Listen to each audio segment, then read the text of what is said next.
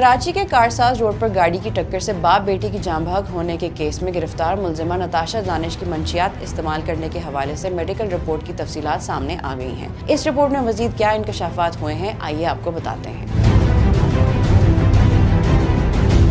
ذرائع کے مطابق ملزمہ نتاشا کی میڈیکل رپورٹ منشیات استعمال کرنے کے حوالے سے مثبت ہے۔ میڈیکل رپورٹ کے مطابق ملزمہ کے یورین کے نمونوں میں آئس منشیات کی موجودگی پائی گئی ہے، تاہم ملزمہ کے خون کے نمونوں میں کوئی نشہ آور چیز نہیں پائی گئی۔ ذرائع کا کہنا ہے کہ ملزمہ کے نمونوں میں نفسیاتی عارضے کے لیے استعمال کی گئی ادویات کی موجودگی نہیں پائی گئی۔ ملزمہ نتاشا کی میڈیکل رپورٹ 2 سے 3 دن کے لیے سیل کر دی گئی ہے۔ ذرائع کے مطابق آئس منشیات کے استعمال سے انسان کا مرکزی اعصابی نظام متاثر ہو جاتا ہے۔ رپورٹ سامنے آنے کے بعد مقدمے کی دفعات ممکنہ طور پر تبدیل یا اس میں نئی دفعہ شامل کرنے کا امکان ہے۔ مقدمے میں ممکنہ طور پر موٹر وہیکل آرڈیننس کے تحت ہی دفعہ شامل کی جا سکتی ہے۔ کراچی پولیس چیف جاوید عالم کا کارساز حادثے کے ملزمہ کی میڈیکل رپورٹ کے متعلق کہنا ہے کہ تفتیش جاری ہے، اس لیے زیادہ کھل کر بات نہیں کرنا چاہتا۔ کچھ چیزیں سامنے آئی ہیں جو ظاہر کرتی ہیں کہ ملزمہ کو گاڑی میں نہیں ہونا چاہیے تھا۔ انہوں نے کہا کہ وہ میڈیکل اتھارٹی سے بات کر کے حتمی رائے قائم کر سکیں گے۔ اس حوالے سے طبی ماہرین کا موقف بھی حاصل کریں گے۔ مزید اپڈیٹس کے لیے دیکھتے رہیے